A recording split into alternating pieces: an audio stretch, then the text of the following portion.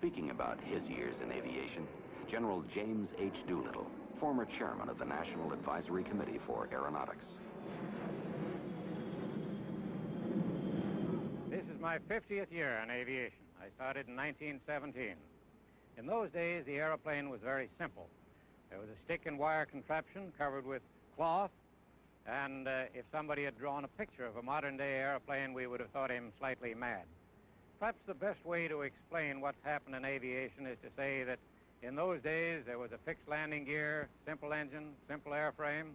Since then came flaps, slots, retractable landing gears, jet engine, air conditioning, pressurization, and all of the multiple, manifold, communicational and navigational equipment, all the military equipment that's gone in, and the airplane from a very simple thing has become very complex. The most modern airplanes today cost something over $5 million, or 1,000 times more than they cost in 1917. This gives some indication of the increased complexity of aviation and, of course, the improved performance and utility of aircraft today. But part of that, of course, is due to a reduction in the purchasing power of the dollar, but most of it is due to the things that have been put in the aircraft.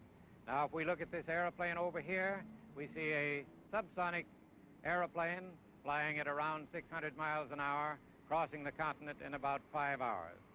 I see in the future the supersonic airplane that will cross the continent in something over an hour. And prior to that, there's the very large airplane, the Boeing 747, the Lockheed C-5A, which will greatly reduce the cost of air travel and tremendously increase the amount of air travel. It will have a profound effect on air cargo and the amount of air cargo that's carried.